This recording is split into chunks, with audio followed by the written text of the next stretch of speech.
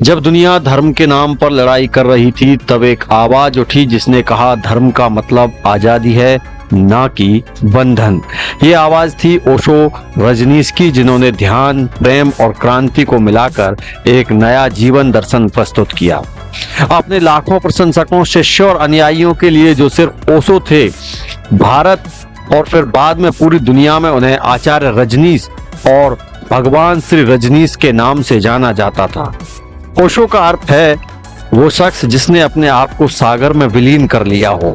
उन्हें दुनिया से गए लगभग 34 वर्ष हो चुके हैं, लेकिन आज भी उनकी लिखी किताबें बिक रही हैं। उनके वीडियो और ऑडियो सोशल मीडिया पर आज खूब देखे और सुने जाते हैं। ओशो में लोगों की दिलचस्पी इसलिए भी जागी क्योंकि वो किसी परंपरा, दार्शनिक विचारधारा या धर्म का हिस्सा कभी नहीं रहे। 11 दिसंबर 1931 को मध्य प्रदेश में जन्मे ओशो का असली नाम चंद्रमोहन जैन था। बसंत जोशी ओशो की जीवनी the luminous रेवेल life story of A Maverick mistake में लिखते हैं कि ओशो एक सामान्य बच्चे की तरह बड़े हुए, लेकिन तब भी उनके कुछ ऐसा अलग था, उन्हें सामान्य बच्चों से अलग करता था। बचपन से ही उनमें एक गुण था, सवाल पूछना और प्रयोग करना। शुरू से ही लोगों में उनकी दिलचस्पी थी। मानव प्रकृति पर पैनी नजर रखना उनका मुख्य शुगल हुआ करता था। नतीजा ये हुआ कि अपने से बाहर की दुनिया और मानव मस्तिष्क पर उनकी बारीकी नजर हुआ करती थी। जब 1951 में बीए पास करने के बाद ओशो ने जबलपुर के हितकारिणी कॉलेज में दाखिला लिया तो दर्शन शास्त्र के एक प्रोफेसर से ओशो की ठन गई। वो लेक्चर के दौरान उनसे सवाल पूछते थे कि प्रोफेसर जवाब देते देते तंग आ जाते थे और समय पर अपना कोर्स पूरा नहीं कर पाते थे।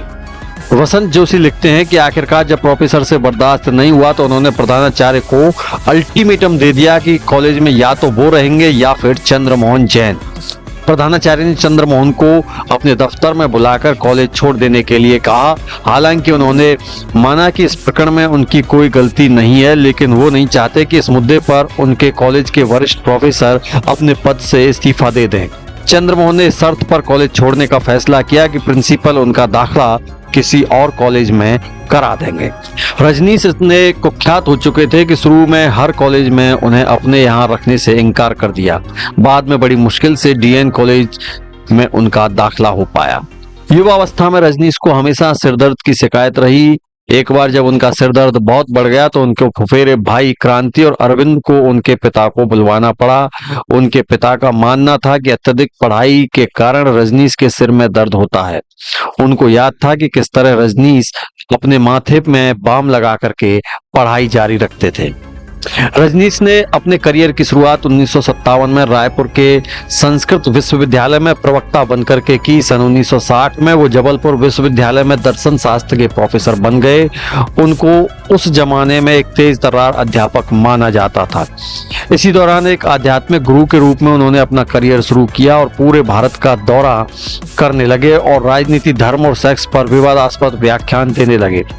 कुछ दिनों बाद उन्होंने प्रोफेसर के पद से त्याग पत्र दे दिया और पूरी तरह से गुरु बन गए। सन 1969 में उन्होंने मुंबई में अपना मुख्यालय स्थापित किया। एक साल पहले उनसे मिली मां योग लक्ष्मी उनकी प्रमुख सहायक बन गई और वर्ष 1981 तक वे इस पद पर रहीं। इसी दौरान उनकी मुलाकात एक अंग्रेज महिला क्रिस्टीना वुल्फ से हुई। उनको रजनीश ने सन्यासी नाम मां योगा विवेक दिया। वो उन्हें पिछले जन्म की दोस्त मानते थे। वो उनको निजी सहयोगी बन गई। कई सालों तक ओशो की सचिव रही मां आनंदशीला बहुत कम उम्र में उनके संपर्क में आ गई थी। ओशो अपनी हर महिला अनुयायी को मां का नाम दिया करते थे क्योंकि वो हर महिला को मातृत्व का प्रतीक मानते थे। हर पुरुष अनुयायी को वो स्वामी कहकर पुकारते ताकि उन्हें हमेशा ये बात याद रहे कि उन्हें अपने ऊपर नियंत्रण रखना है। शीला अपनी आत्मकथा dot kill him the story of my life with the भगवान रजनीश में लिखती हैं कि जब मैं उनके कमरे में दाखिल हुई तो भगवान मेरी तरफ देख करके मुस्कुराए और अपनी बाहें फैला दी। उन्होंने मुझे अपने सीने से लगाया और बहुत धीरे से मेरा हाथ पकड़ लिया। मैंने उनकी गोद में अपना सिर रख दिया। थोड़ी देर बाद जब मैं चुपके से उठकर जाने लगी तो उन्होंने फिर मुझे बुला लिया। उन्होंने कहा, शीला कल तुम मुझसे 2:30 बजे मिलने आओगी। ये कहकर उन्होंने मेरे सिर पर अपना हाथ रख दिया। ओशो अपने हर शिष्य को लकड़ी की बनी एक माला देते थे जिसमें एक लॉकेट होता था, उसके दोनों तरफ ओशो का चित्र लगा होता था।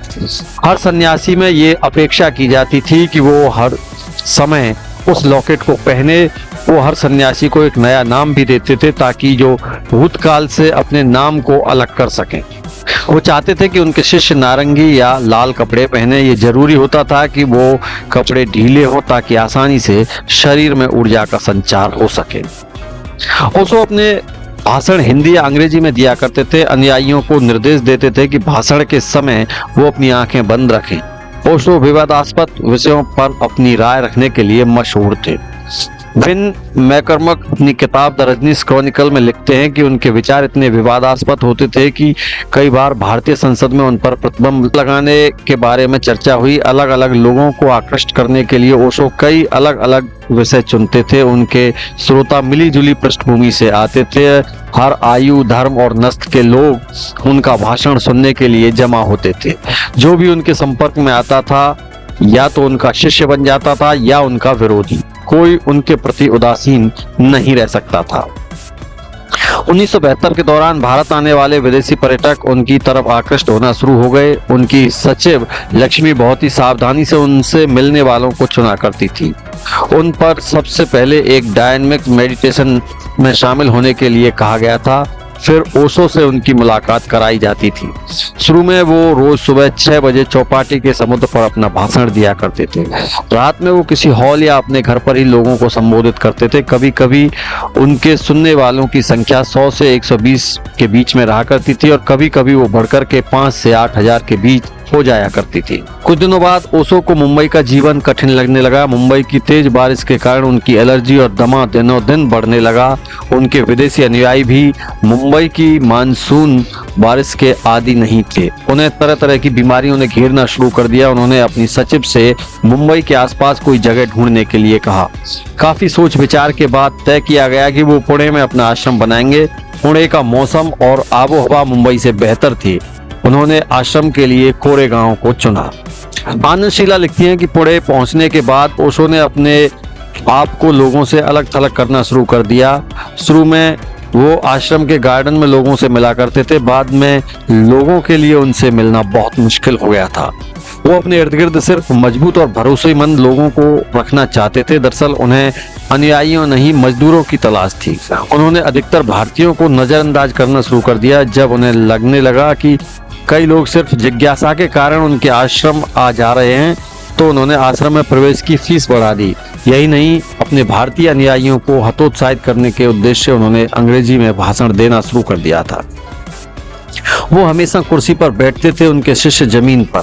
जल्दी उन्होंने पुणे में अपने को स्थापित कर लिया और रोज करीब 5000 लोग उन्हें सुनने आने लगे। पुणे में रजनीश आश्रम के कारण पर्यटन बढ़ने लगा। आश्रम ने पुणे को दुनिया के नक्शे पर स्थापित करने में भी एक बड़ी भूमिका निभाई। उसने पुणे की अर्थव्यवस्था को भी एक स्थायित्व प्रदान किया और शहर में धन और रंगों की बहार आ गई। ओशो के आश्रम में तरह तरह की थेरेपीज दी जाने लगी और पानी की तरह पैसा बहाने लगा। इन थेरेपीज में सेक्स थेरेपीज को सबसे अधिक महत्व मिलने लगा। इसमें यौनिकता को किसी भी पूर्वाग्रह के स्वीकार किया जाने लगा। यौनिकता के साथ जुड़े नैतिक मुद्दों और रोक टोक को ताक पर रख दिया जाता था। आनंद शीला लिखते हैं कि भगवान चाहते थे कि हम बिना किसी ईर्ष्या और अधिकार की भावना के काम करें। भारतीय लोगों को इन थेरेपीज में भाग नहीं लेने दिया जाता था।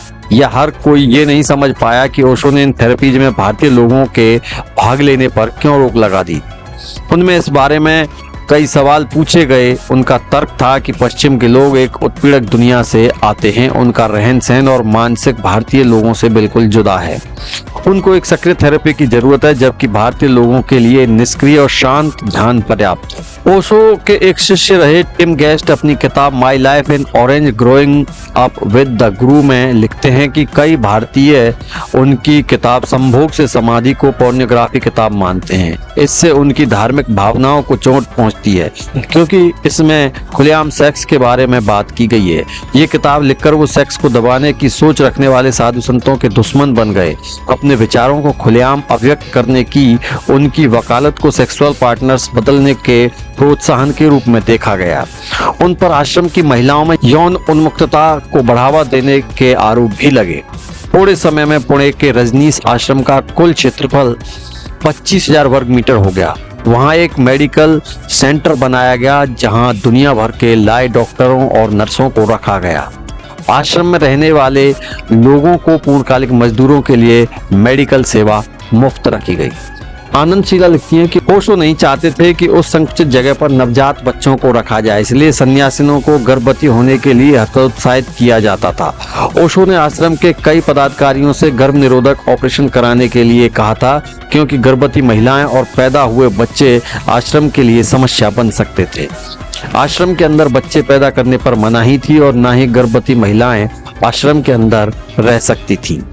ओशो अक्सर यौन रिप्रेशन की बात करते थे, इसलिए सन्यासी खुला सेक्स जीवन जीते थे, जिसकी वजह से आश्रम में संक्रामक यौन रोग बढ़ने लगे। कुछ सन्यासियों के तो एक महीने में 90 के करीब यौन संपर्क देखे गए।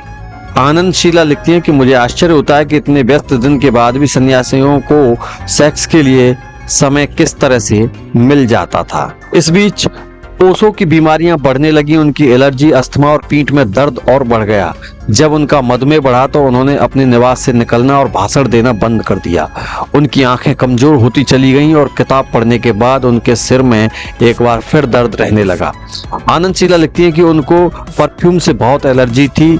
हमें उन लोगों को उनके पास आने से रोकने में बहुत मशक्कत करनी पड़ती थी जिसने सेंट लगाया हुआ होता था। सुबह और शाम के भाषणों से पहले हर श्रोता के शरीर को सूंघा जाता था कि कहीं उसने कोई परफ्यूम तो नहीं लगा रखा है। ये एक अजीब तरह की प्रक्रिया थी, लेकिन ओशो को एलर्जी से बचाने के लिए जरूर था। पुणे से भी ओशो का दिल भर गया। उन्होंने अमेरिका के ओरेगन में एक आश्रम बनाने की योजना बनाई जिसमें हजारों लोग एक साथ रह सकें। 31 मई 1981 को वो मुंबई से अपने आश्रम के लिए रवाना हुए। जहाज की सभी फर्स्ट क्लास की सीटें उनके और उनके निकट सहयोगियों के लिए बुक की।